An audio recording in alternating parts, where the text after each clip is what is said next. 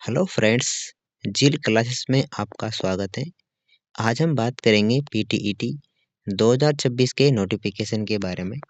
मैं आपको बताना चाहूँगा दैट पीटीईटी के लिए जो आवेदन फॉर्म है वो शुरू हो चुके हैं। 20 फरवरी 2026 से आपके जो फॉर्म है वो शुरू हो चुके हैं, जो 20 मार्च 2026 तक ये चलेंगे। आपके जो एग्ज़ाम की जो तिथि है वो संभावित तिथि भी जारी कर दी गई है। 14 जून 2026 रविवार को आपका जो एग्ज़ाम है वो होने वाला है। इस आवेदन के लिए परीक्षा का जो शुल्क है वो 500 रुपये निर्धारित किया गया है। आगे हम बात करते हैं दैट आवेदन करने के लिए कौन-कौन एलिजिबल हैं। देखते हैं कि यदि आपने बीए, बीएससी या बीकॉम किया हुआ है तो उसमें आपको 50% मार्क्स लाना अनिवार्य है, तभी आप बीएड के लिए फॉर्म अप्लाई कर सकते हैं।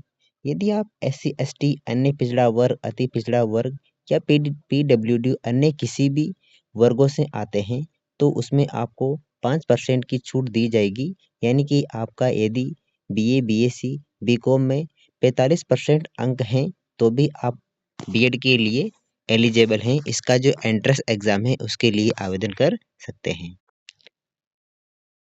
तो आप बिना अंतिम तिथि का इंतजार किए इसके लिए फॉर्म अप्लाई कर दीजिएगा।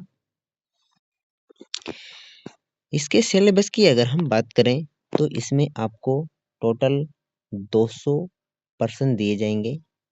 प्रत्येक भाग से 50% होंगे। 4 भाग इसमें आपके रहने वाले हैं। एक भाग आपका रीजनिंग यानी कि मेंटल एबिलिटी का रहने वाला है।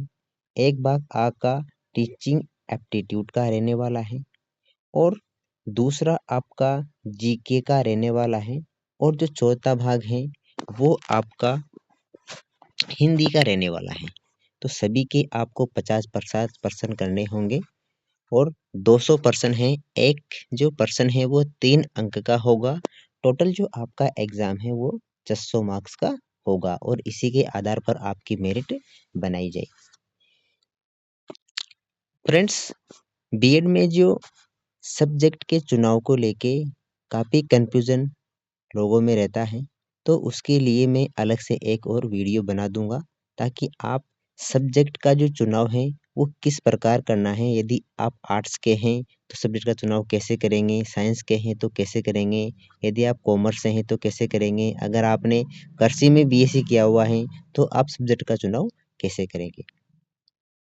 यदि फ्रेंड्स आपको ये वीडियो अच्छा लगा हो तो आप मेरे इस चैनल को सब्सक्राइब करें ताकि मैं आगे भी पीटीईटी बीएड से संबंधित सभी वीडियो यहाँ पर अपलोड कर सकूं और आपको समय पर जानकारी दे सकूं।